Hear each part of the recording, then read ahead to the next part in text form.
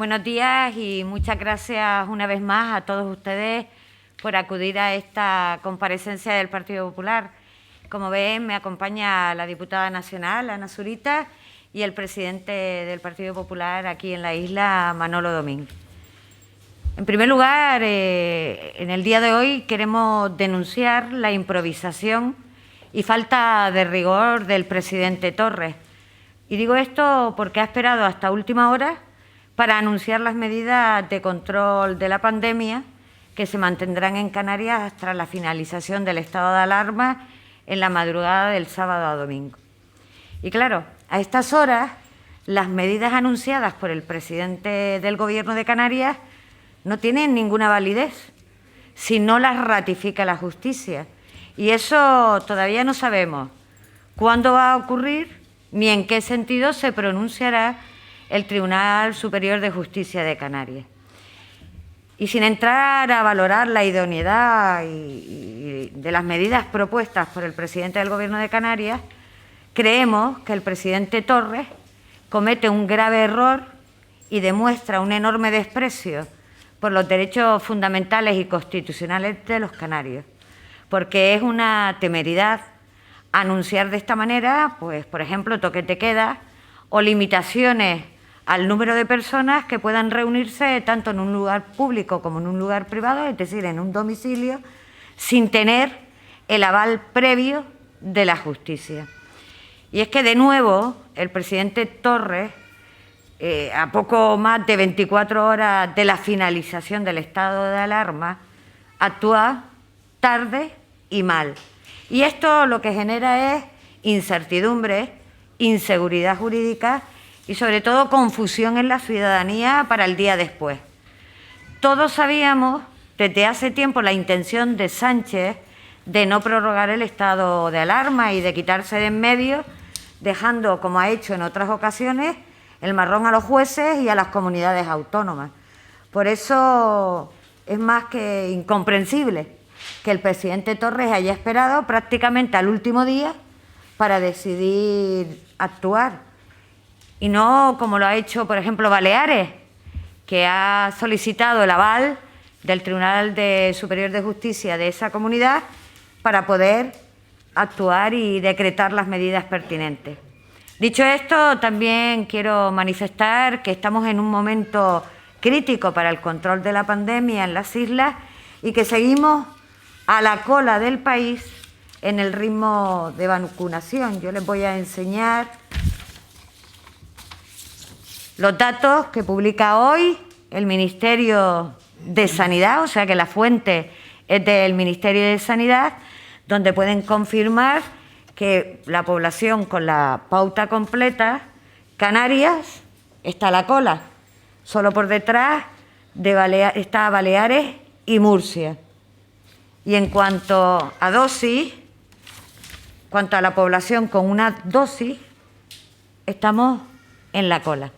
Y si nos comparamos, por ejemplo, con poblaciones o con comunidades que tienen un número similar de habitantes, como sería Galicia, pues fíjense ustedes qué lugar ocupa Galicia al inicio de la tabla, o el País Vasco, que tienen también igual de similar población, si nos comparamos con Canarias, en el tema de la pauta completa.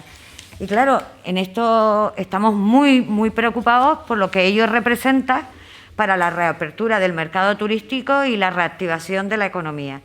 Y nos parece una auténtica temeridad ponerlo todo en riesgo, levantando el estado de alarma de esta manera chapucera y sin un plan B que las autonomías y los ciudadanos tengan claro. Y yo ahora le voy a ceder la palabra a mi compañera, a la diputada Ana Zurita, que va a referirse a esto último, a lo que he hecho referencia. Ana. Bueno, muchas gracias a todos por estar aquí en esta rueda de prensa. Bueno, ya nuestra presidenta del partido en Canarias se ha referido al caos que se produce en Canarias y que se va a producir tras el fin del estado de alarma. Y ahora mismo tenemos, digamos que, tres tipos de caos. Un caos judicial, jurídico, sanitario, Hoy ha sacado el Gobierno de Canarias este decreto, pero son 17 decretos diferentes en cada una de las comunidades autónomas, cuando desde el Partido Popular estimamos que esto se podría resolver de una manera sencilla. Este caos se caracteriza también por medidas ocultas, opacas de ese plan de recuperación y por medidas fake sin detallar de compromisos, ni plazos, ni presupuestos, y por la mala gestión de las ayudas directas. Pero, el Partido Popular tiene un plan. Está claro que estamos en un punto de inflexión sanitario, económico y social, y queremos reconducirlo en sentido positivo. O sea, no vamos a hablar de restricciones, vamos a hablar de seguridad sanitaria y de seguridad jurídica. No vamos a hablar de ayudas inexistentes ni de hachazos fiscales. Lo que vamos a hablar es de no destruir más tejido empresarial y de crear empleo. Tampoco vamos a hablar de a quién le toca algo de los fondos europeos, y lo que vamos a evitar es el clientelismo y a promulgar la transparencia y que se gestionen de forma independiente del Gobierno a través de una autoridad independiente como tienen todos los países europeos. Planteamos una estrategia de recuperación basada en 3 patas: económica, sanitaria y de transparencia. Frente a ese caos que el presidente del Gobierno va a asumir a todas las comunidades autónomas, incluida Canarias, nosotros presentamos nuestra propuesta y que además la hemos registrado en el Congreso de los Diputados. Nuestro plan B jurídico-sanitario, nuestro plan de choque económico con bajadas de impuestos, apertura de la actividad con liquidez y flexibilidad y esa autoridad independiente para los fondos europeos. Nuestro plan B jurídico-sanitario es que es muy sencillo. No hacía falta condenar a este caos a todas las comunidades autónomas, a este caos que se va a producir en los tribunales superiores de justicia y en el Tribunal Supremo en toda España, porque lo que hay que hacer es modificar la ley existente, proteger conjuntamente la salud, los derechos y libertades y la economía, y teniendo en cuenta que no estamos a favor de quitar las restricciones porque el virus no ha terminado la crisis sanitaria, no hay todavía inmunización global. Lo que hay que dotar es a nuestro ordenamiento jurídico con instrumentos que permitan desde la seguridad jurídica la normalidad institucional y proteger los valores fundamentales. Y para eso hemos presentado una proposición de ley modificando la Ley General de Salud Pública, incorporando una serie de actividades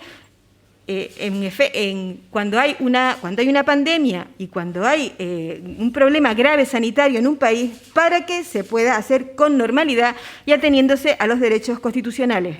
Nuestras medidas también van por un plan de choque económico, porque esa es otra.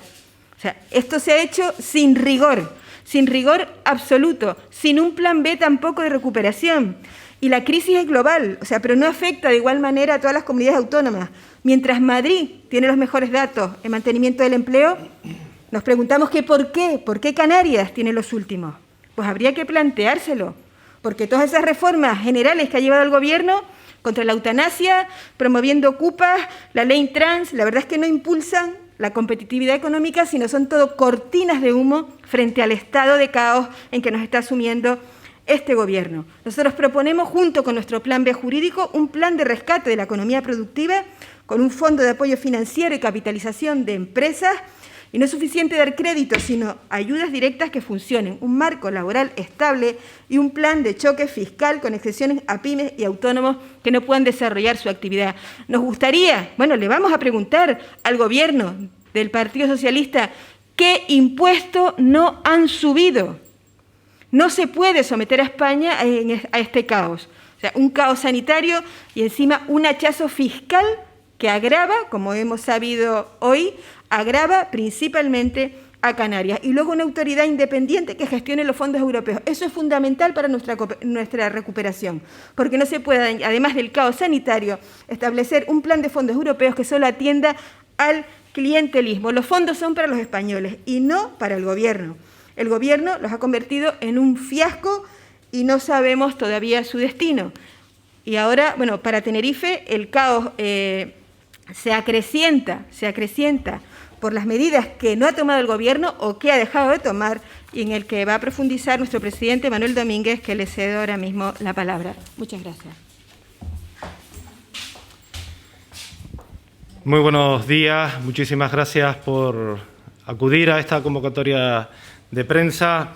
Hablaba mi presidenta autonómica de improvisación, una voz desde Canarias, y hablaba mi compañera diputada nacional de caos, una voz nacional. Es decir, que el caos nacional ha llevado a la improvisación regional. Y esa improvisación es la que se refleja en todos y cada uno de los rincones de nuestro archipiélago.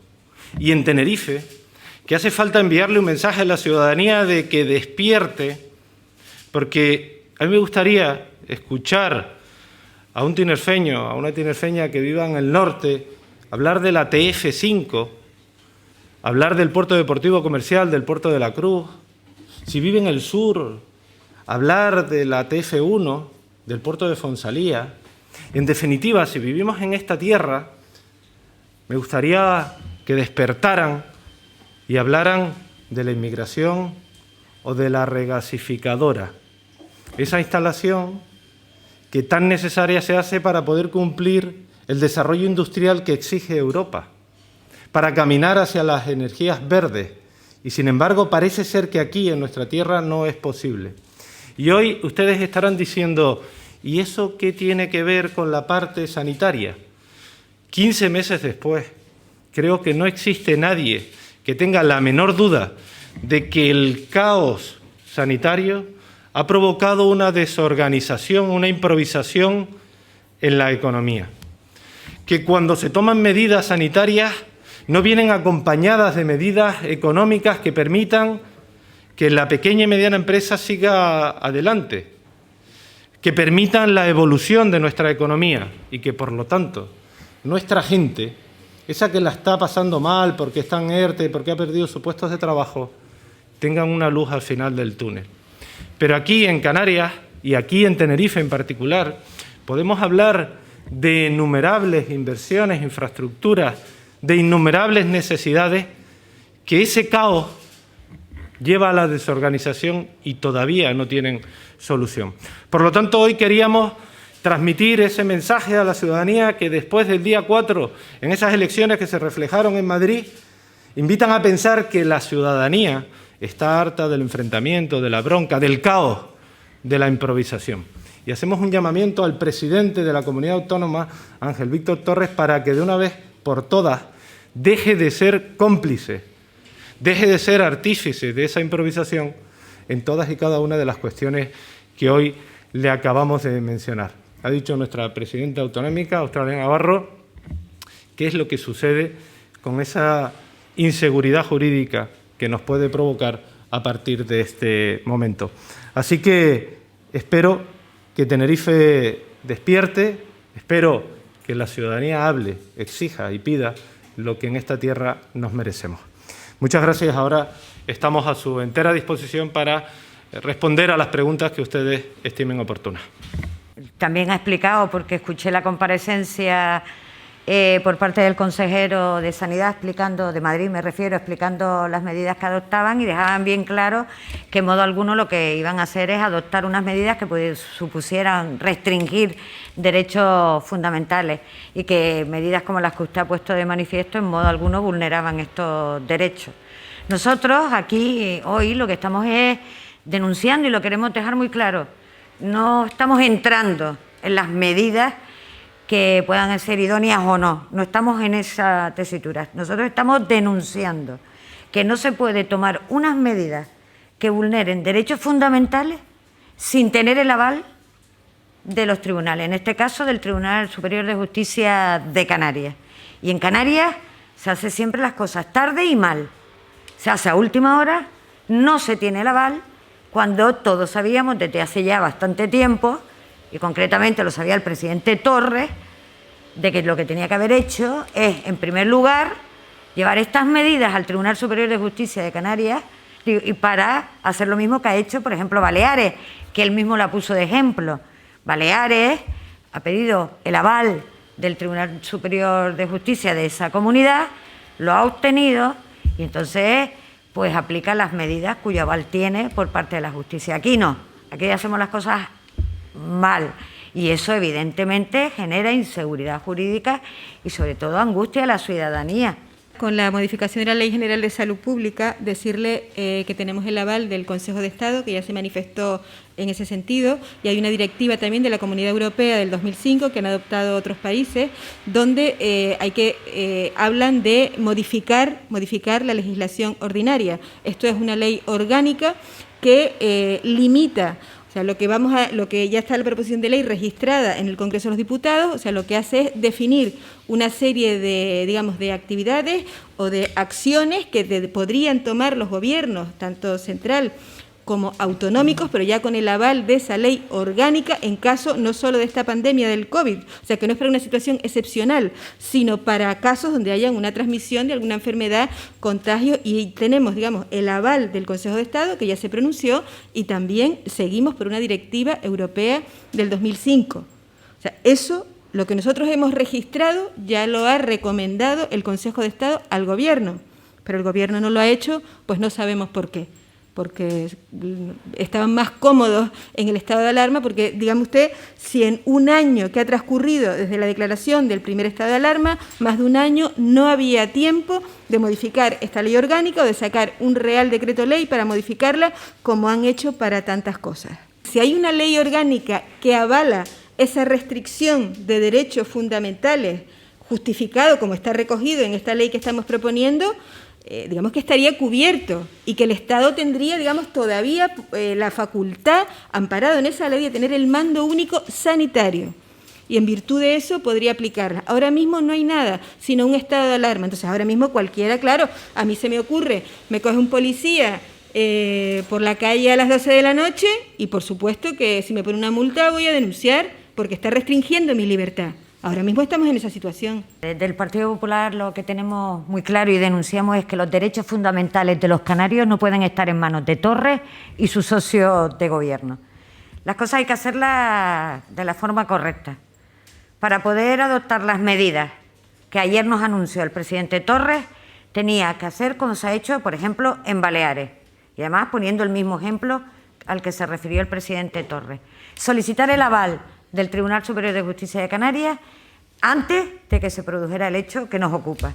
Dicho esto, si se obtiene el aval, que el problema está que no sabemos cuándo y cuál va a ser la decisión del Tribunal Superior de Justicia de Canarias, pero en el supuesto caso que fuera positiva y avalara estas medidas, obviamente el Partido Popular no va a recurrir. Nosotros lo que denunciamos es que aquí siempre se actúa de manera improvisada, mal y tarde. Eso es lo que está denunciando el Partido Popular. Muchas gracias.